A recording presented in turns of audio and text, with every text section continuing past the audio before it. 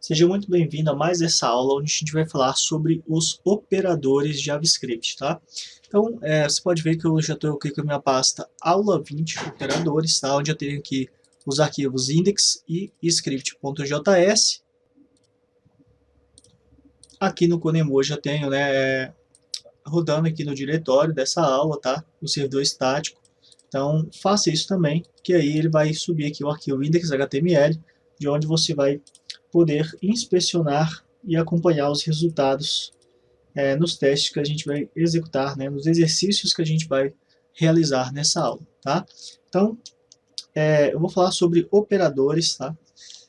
E aí eu vou eliminar aqui esses códigos da aula anterior para a gente continuar. Para começar, então, a gente vai falar de um assunto bem simples, que é a adição, tá? Então, por exemplo, eu posso ter uma variável A que tem um resultado, um valor 10, tá?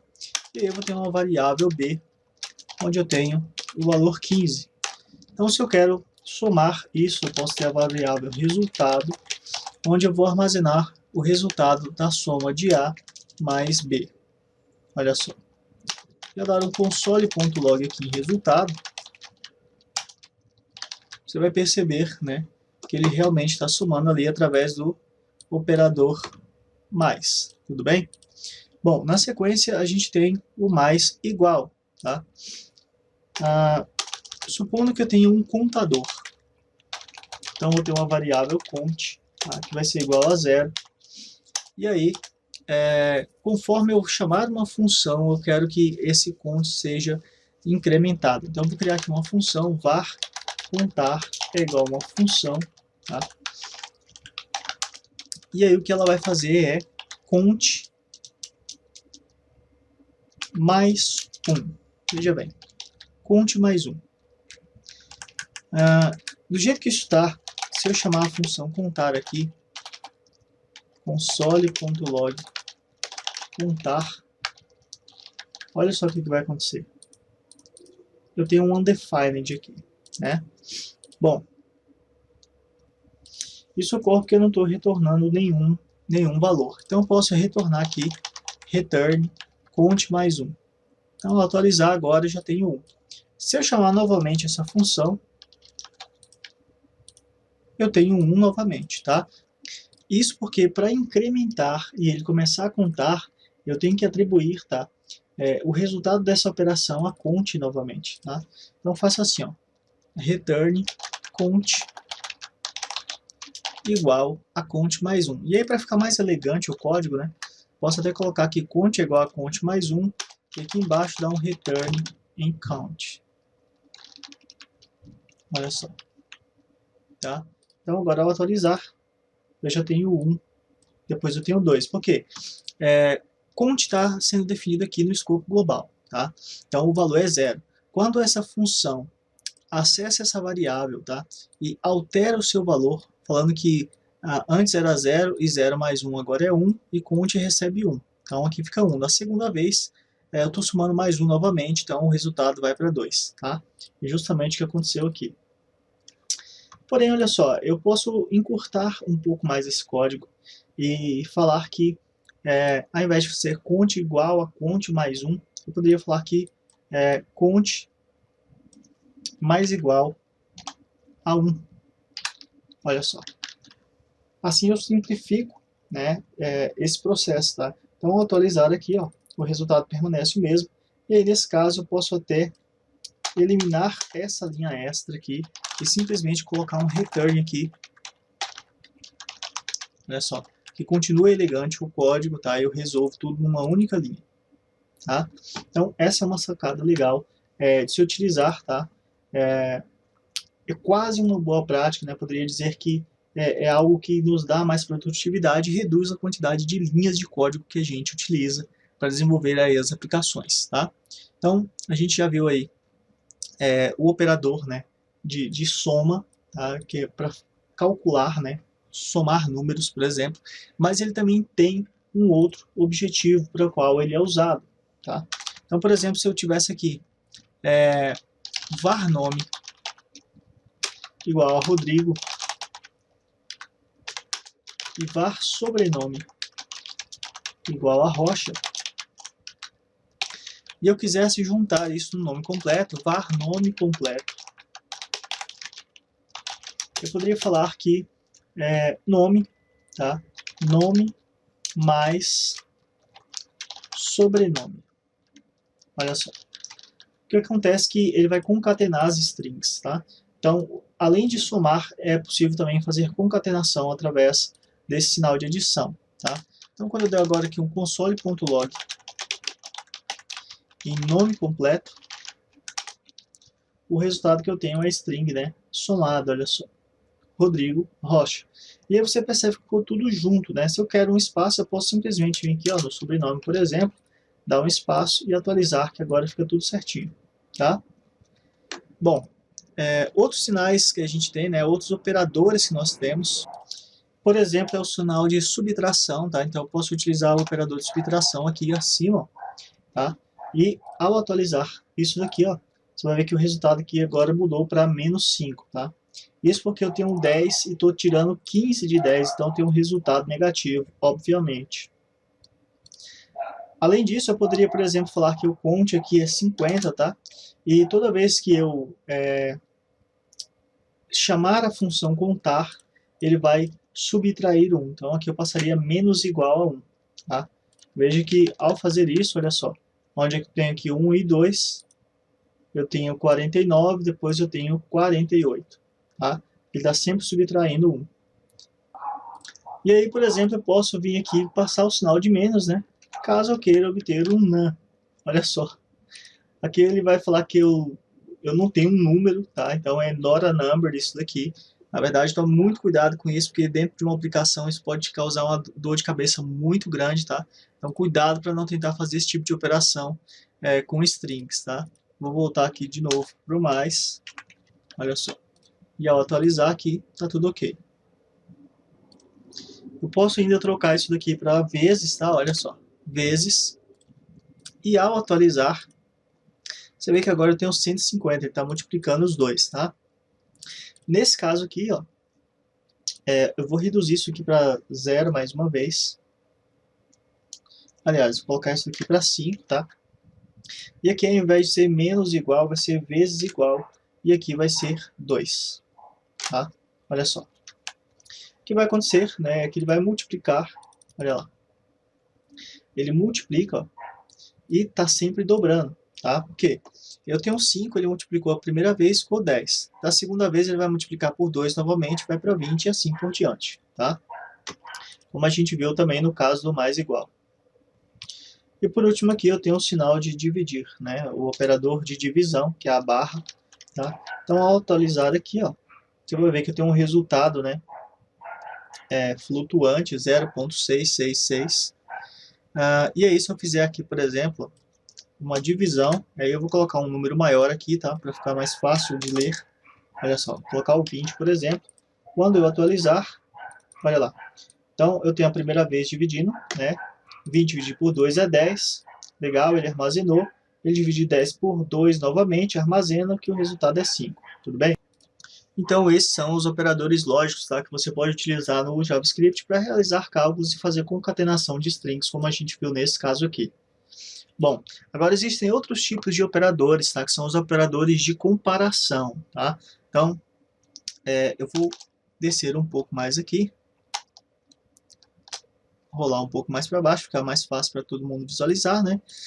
E aí, aqui a gente vai começar a fazer uso dos operadores de comparação. Por exemplo, aqui na string eu vou ter var Rodrigo, aliás, na variável eu vou ter var nome, e aí nome vai ser igual a Rodrigo, tudo minúsculo. Olha só.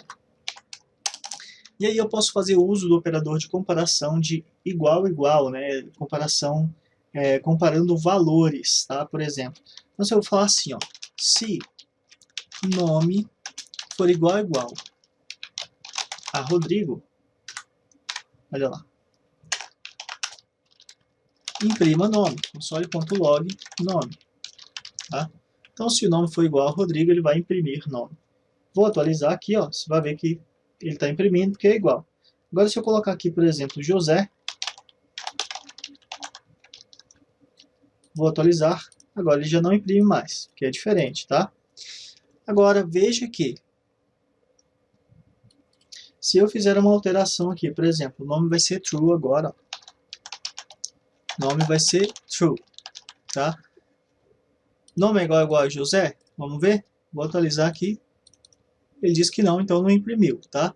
Agora eu vou trocar mais uma vez isso aqui para true. Só que não vai ser mais uma string, vai ser um objeto primitivo, né? Um dado do tipo primitivo, tá? Então eu vou atualizar aqui, ó. Ele também diz que está ok. Bom, outro tipo de comparador que eu posso utilizar, aliás, um outro tipo de comparação que eu posso fazer, é se eu tivesse aqui, por exemplo, valor, e aqui eu vou ter 10, que é uma string. E aí eu vou fazer uma comparação no valor aqui, ó. Valor, se o valor é igual a 10, tá? Então olha só. Se o valor for igual a 10, eu quero imprimir o valor, tá? Então vou atualizar aqui. Percebe que ele está imprimindo o valor? Agora me diga, aqui eu tenho uma string 10, e aqui eu tenho um número, tipo number. Tem um number, e aqui eu tenho uma string, tá? Então, nesses casos, eu posso utilizar um outro operador, que é o operador de tripla igualdade, que além de verificar o valor, ó, ambos têm o valor 10, mas são de tipos diferentes. Então, esse operador de tripla igualdade verifica tanto o valor quanto o tipo, tá? Então, nesse caso, ele não vai imprimir porque os valores são iguais, mas o tipo de dados é diferente. Aqui eu tenho uma string e aqui eu tenho um number. Tudo bem? E aí, por exemplo, eu poderia utilizar aqui um outro ainda, né, muito diferente, tá? Que é esse aqui, ó, muito diferente, é o tipo de operador, né, chamado muito diferente, tá? Então, se eles forem diferentes, agora ele vai mostrar o valor, tá? Vou atualizar e agora ele mostra o valor, tá? Porque eles são de tipos diferentes, então essa condição é válida e ele está mostrando o valor. Como também, né, eu tenho aqui simplesmente o diferente, tá? Que ele vai comparar só os valores e não o tipo. Nesse caso, você vai perceber que ele para de mostrar, tá? Um outro operador, né, que eu posso utilizar também, por exemplo, aqui eu vou chamar de valor 1, e aqui eu vou chamar de valor 2, e valor 2 vai ficar undefined, né, vai ficar nulo por enquanto, tá? Então, eu vou fazer o seguinte, eu vou fazer uma comparação. Se valor 1, e aí eu vou utilizar, né, uma expressão combinada, tá, para fazer o teste. Então eu utilizo ali o operador e. Se valor 1 e valor 2, eu quero mostrar os dois valores, tá? Então valor 1, valor 2. Então vou atualizar isso daqui, ó. Você percebe que ele não está mostrando nenhum dos valores. Por quê? O que ele verifica aqui, ó? Falou assim, ó, se valor 1 existir e valor 2 também existir, imprima o valor 1 e o valor 2, tá? Então as duas condições têm que ser válidas, tá? Para que isso daqui ocorra. Nesse caso, como o valor 2 não existe, ele não imprime. Agora, se eu fizer isso aqui, ó, colocando 0, ó, ao atualizar, você percebe que ele também não coloca, né? Isso porque o 0 é avaliado como false, então é como se não existisse também, tá? Mas no momento que eu colocar isso aqui como 1 e atualizar, aí ele está mostrando os dois valores, tá? Então, muito cuidado com esse tipo de avaliação também, tá? Apesar de você poder utilizar o operador e, tome cuidado ao fazer testes verificando somente se as variáveis foram inicializadas. E aí, a gente tem outra forma de fazer essas avaliações, tá? Até nesse momento aqui a gente utilizou os operadores e, né, a gente utilizou os operadores de divisão, de soma, subtração, multiplicação. A gente viu operadores de tripla igualdade para variar valor e tipo, tá? E aí a gente chega nesse outro operador, tá? Que é um operador de comparação, que é o operador OU, tá? Então, nesse caso, estou falando, ó, se o valor 1 existir ou o valor 2 existir, imprima o valor. Então, se eu atualizar aqui, ele vai imprimir, porque no caso os dois são verdadeiros. Ele só precisa que um seja verdadeiro, tá? Para que a condição, para que isso aqui dentro ocorra. Então, nesse caso, você pode perceber, ó, que ele está mostrando os dois, mesmo o valor 2 não existindo. Porque eu estou falando, ó, se o valor 1 existir, faça isso. Ou se o valor 2 existir, também faça isso. Então, não é necessário mais que os dois sejam, que os dois existam, ao contrário, né, aqui do i, que obriga que os dois existam para que isso aqui ocorra, tá? Então, este é o operador OU. Olha só. Tudo bem? Bom, agora a gente veio até aqui utilizando o if, tá? E a gente vai fazer uma mudança agora dessa estrutura. Vou até subir um pouquinho mais aqui, ó, para fechar essa aula, tá? Então, eu poderia fazer aquele mesmo tipo de comparação, economizando linhas de código. Como que eu poderia fazer isso? Bom, primeiro eu poderia falar assim, que se o valor 1 ou valor 2, olha só, o valor 1 ou valor 2 faça alguma coisa. E aí, nesse caso aqui, eu utilizo o interrogação. E aqui à frente eu passo o que tem que ser executado caso uma dessas duas condições aqui sejam verdadeiras. Tá? E aí, se eu quero que algo seja executado, se não for verdadeiro, eu uso aqui 2 pontos. Tá? Então, eu falo assim, não deu. Não deu. Olha lá. Então, eu vou atualizar novamente aqui, ó. Você percebe que ele tá mostrando já. Ele está fazendo esse mesmo teste aqui. Basicamente, aqui eu tenho um se implícito, tá? Então, se, olha só, se, e se for verdadeiro, eu executo isso, que no caso é isso daqui, tá? E se for falso, que aqui poderia ser, por exemplo, um else, né? Onde eu daria lá o console.log, não deu, tá? Então, vem logo depois aqui dos 2 pontos, tudo bem? Então, ó, enquanto eu utilizei aqui 1, 2, 3, 4, 5 linhas, aqui eu fiz em uma única linha. E aí eu poderia, por exemplo, passar aqui também o operador E, né, para poder verificar se as duas condições são verdadeiras para ele executar isso, senão ele vai executar isso, olha só. Vou atualizar aqui, ó, tá vendo? E aí nesse caso aqui então, eu tenho que só modificar isso aqui, colocando console.log. Eu posso pegar isso daqui, passar aqui para dentro, né? Olha só. E aí eu vou ter lá ele falando que não deu, tá vendo? Tá?